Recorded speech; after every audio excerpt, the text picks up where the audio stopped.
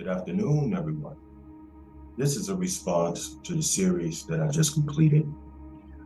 This is based on the messages that I got from some people who are very prominent in the YouTube world, who I won't mention because I don't like putting people on Front Street. So some of the messages were, most would feel as though they're kind of harsh.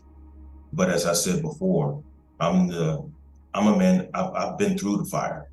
I've been through the fire of living, and there's some fires that I'm getting ready to go through. Of course, because I'm still alive.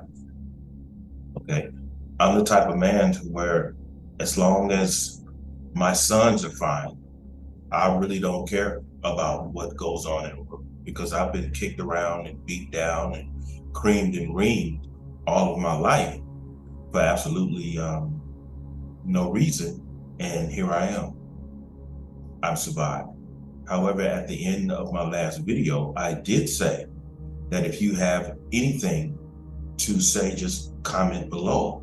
But of course, a lot of people feel uncomfortable for some strange reason of commenting below. And I had also said that even if you have any disagreements or even slander, comment it. Because it really doesn't matter what you say to me. I'm going to find something within it that's going to be useful to me. Because in spite, if you come around or come through kind of disrespectful or slanderous or anything that most people would consider rude and disrespectful, I'm not going to react to it. See, because there's a distinction between reacting to things and responding to things. See, when you react to something, then that's an emotional, okay? But when you respond to things, you read, you analyze, and you see the point. And even though you may not agree with the spirit and the attitude behind the point, you do understand the point. And if this person is correct or anything like that, or if he or she is not correct, then I'm just gonna seek out what I could change about myself, and I'm just gonna discard the lies and not hold anything against one another, because it's not healthy to walk around with animosity built up inside of you. So that's another weapon that the enemy utilizes a whole lot, and that's to cause you discomfort by walking around with the effects of disrespect, which is animosity. So I'm just going to make this short video, and I have me some notes. But for the people who had accused me of trying to say how people should design their discussions, how people should talk, and how people should end their shows regarding conclusions. No, I wasn't trying to tell anybody to do anything. The video was were based upon a simple suggestion. It was a suggestion. I wasn't trying to tell anyone what to do with their content. It was just a simple suggestion. And see, I come to clearly understand of why the Creator created me a writer. That I would be clear of all of the chaos of this generation. And it's so easy to be made to feel like that because of the attitude and the spirit behind this current generation. But for a man as I, who understand how all of this was cultivated, what do I look like holding any animosity towards a generation attacking me when I know what created that generation and what produced it? So I have a whole lot of not only compassion, but I have a whole lot of insight, and compassion for this generation, in spite of how they misunderstand things or purposely misunderstand things for the sake of taking your words and twisting it and trying to assert that you mean one thing when you meant something in opposition. Now, one of these assertions, I'm going to read it. It says, "You're nothing but a lonely old man." Oh, a lonely old man.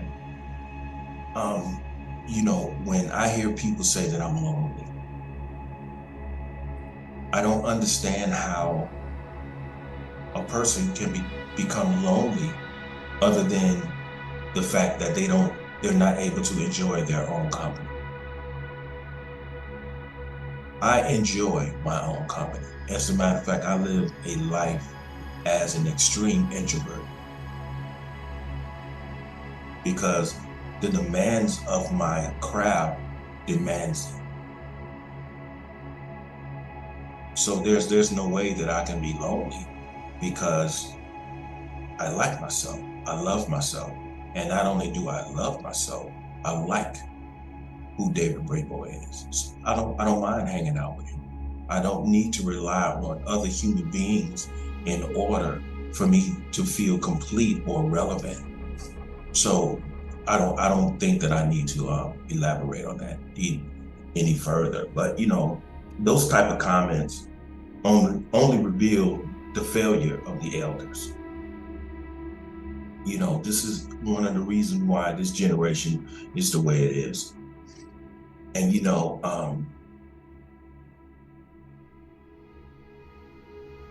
it's just amazing of how this generation comes up, because obviously they wasn't raised. A lot of people in this generation wasn't raised. They was just clothed and fed. And the reason why I say that is because of the aggression and the disrespect that they come at people with, especially people of my age. Now, I'm not saying treat me any indifferent or more special than anyone. I'm not saying that. But if you were raised up to respect your elders, you wouldn't come at me like that. But that's fine. Because I understand why you come across like that, and you have every right to come across like that. You have every right to be frustrated. You have every right to be angry. You have every right to be disappointed. However, with those rights, you have to make certain that you keep your self-respect first. In other words, your self-sense of your own humanity, to the degree that you don't lose yourself and you start coming across the same way in equivalent to your disappointment that you felt with your parents or your particular elders. What is meant by that is that through your elders disappointing you and making you angry and frustrated, that doesn't necessarily mean that you have to come across with that same, as you say today, energy towards other people. It's not necessary. This generation, all I see this generation doing is trying to repair what our elders from the mid-70s compromised. So I don't have anything against you. It's just that I wish that a whole lot of our discussions would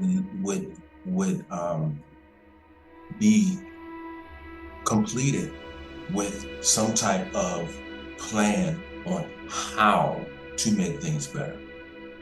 And as I said in the last video, I think it would be more better for us not to end these panels with our community still bleeding. I know it takes time that because there's a whole lot that has happened to our generation, and there's a whole lot that is still going on within our generation, even as I speak this. So there's a whole lot of work to do. So those videos were just simply a suggestion. I wasn't trying to tell anyone what to do, you know. But unfortunately, when I looked into a whole lot of the messages today, and I answered all of the messages, and I pretty much told them exactly what I'm telling you here.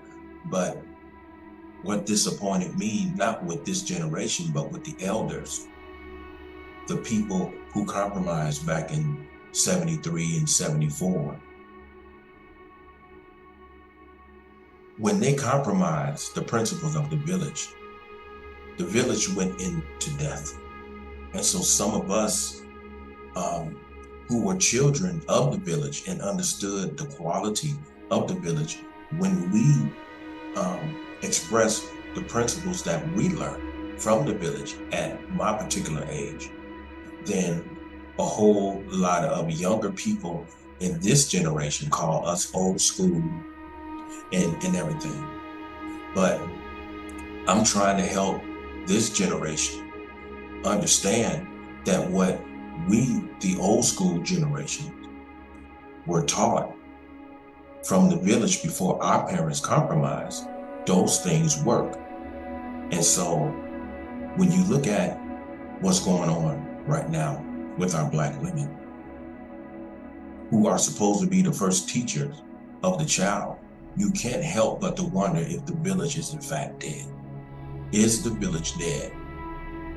You know, and because that was my question to myself today when I saw all of these messages, and I'm like, you know, these messages these are just people who were the victims of the elders compromising in the 70s. This is all this is. So I don't hold any beef or animosity towards anyone, but I do know one thing.